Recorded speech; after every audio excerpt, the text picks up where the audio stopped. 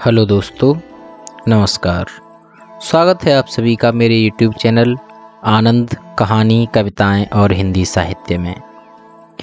हम अभी तक हल्दी घाटी का पाठन कर रहे थे और उसमें हमने 4 सर्ग पूरे कर लिए थे, यानी 4 एपिसोड उसके पूरे हो गए थे। आज हम 5वें एपिसोड का पाठन करेंगे। 4 एपिसोड में हमने ये समझा कि अकबर बहुत ही क्रूर और निर्दयी था, उसके हरम में औरतें रखी जाती थीं।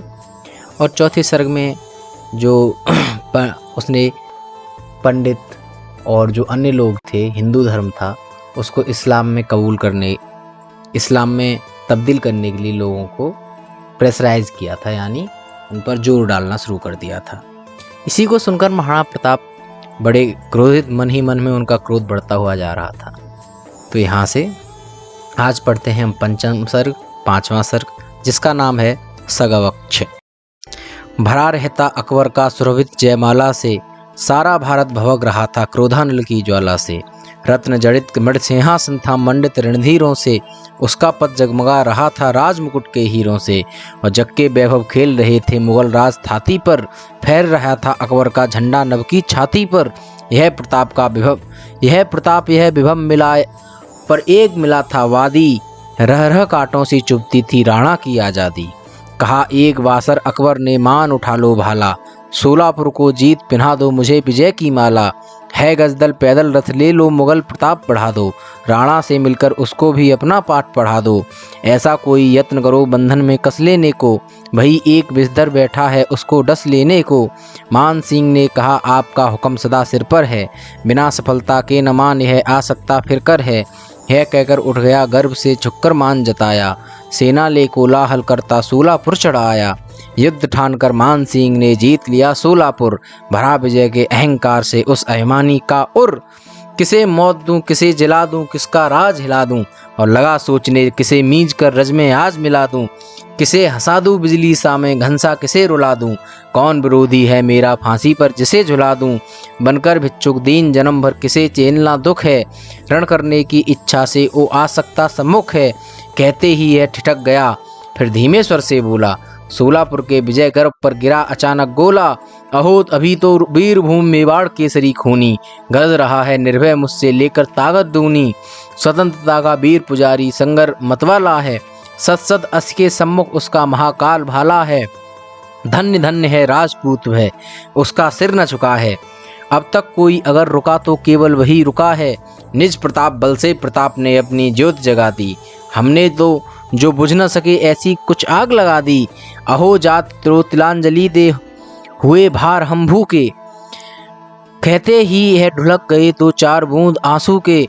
किंतु देर तक टिक न सका अहिमान जाति का उर में, क्या बहसेगा विटप लगा है यदि कलंक अंकुर में। एक घड़ी तन मौन पुनः कह उठा मान गर्वीला, देख काल भी डर सकता मेरा भीषण रणलीला।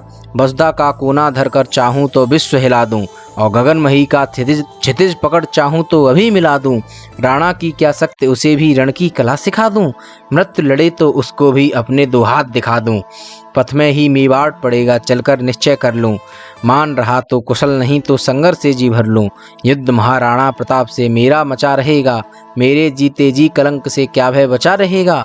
मानी मान चला सोचा परिणाम न कुछ जाने का, पास महाराणा के भेजा समाचार आने का।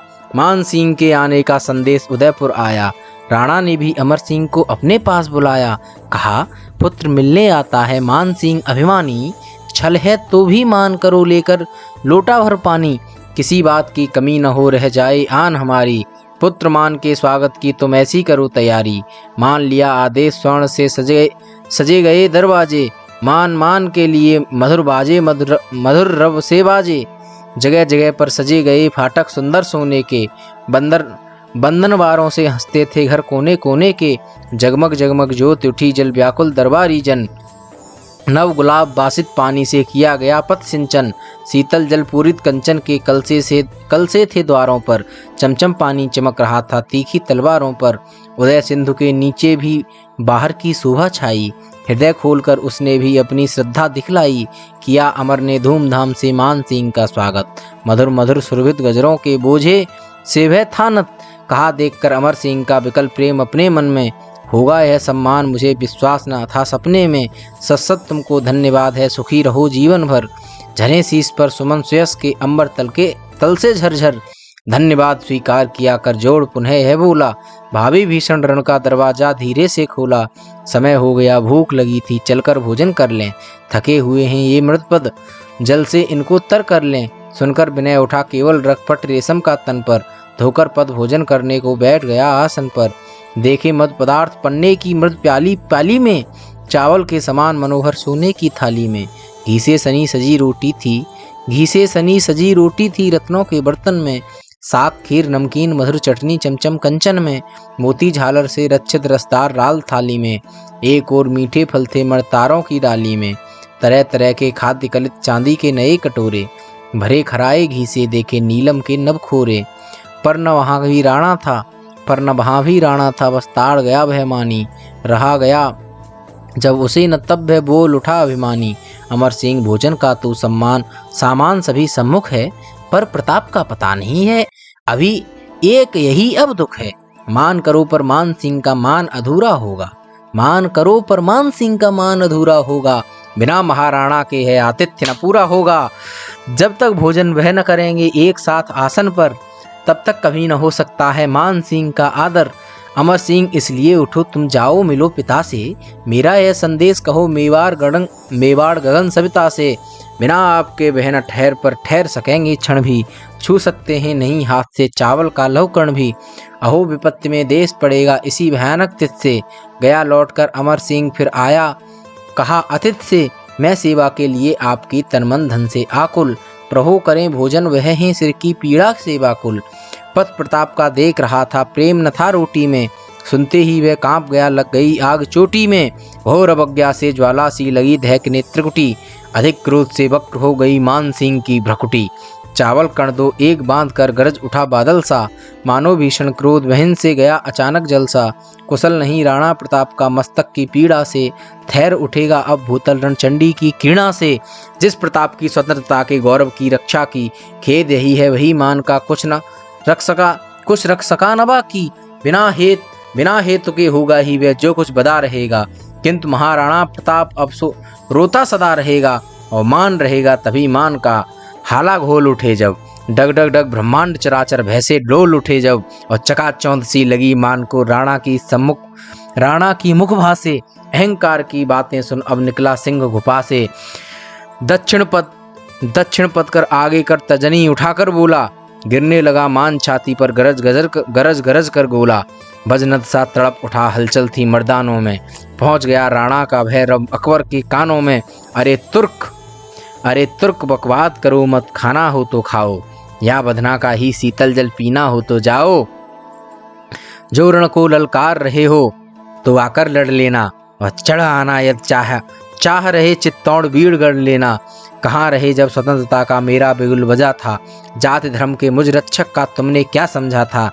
अभी कहूँ क्या प्रश्नों का रण में क्या उत्तर दूंगा। महामृत्यु के साथ साथ जब इधर लहरूंगा। भवक उठेगी जब प्रताप के प्रखर तेज की आगी। तब क्या हूँ बतला दूंगा ये अमर कुल के त्यागी।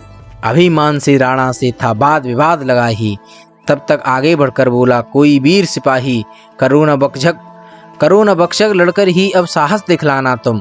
भागो भागो अपने फूफे को भी लेते आना तुम। महा अपमान देखकर बढ़ी क्रोध की ज्वाला। मान कड़क कर बोल उठा फिर पहन आर्च की माला। मान सिंह की आज अवज्ञा कर लो और करा लो। बिना विजय के ए प्रताप तुम विजय केत पहरा लो। पर इसका मैं बदला लूंगा अभी चंद दिवसों में। झुक जाओगे भर दूंगा जब जलती ज्वाला नसों में। ए प्रताप तुम सजग रहो अब मेरी ललकारों से। अकबर के विकराल क्रोध से तीखी तलवारों से।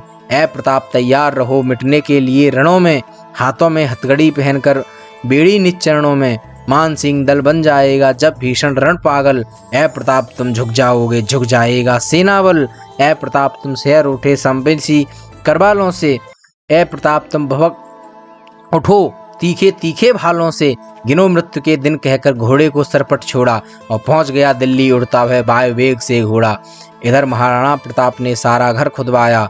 धर्मवीर ने बार बार गंगा जल से धुलवाया।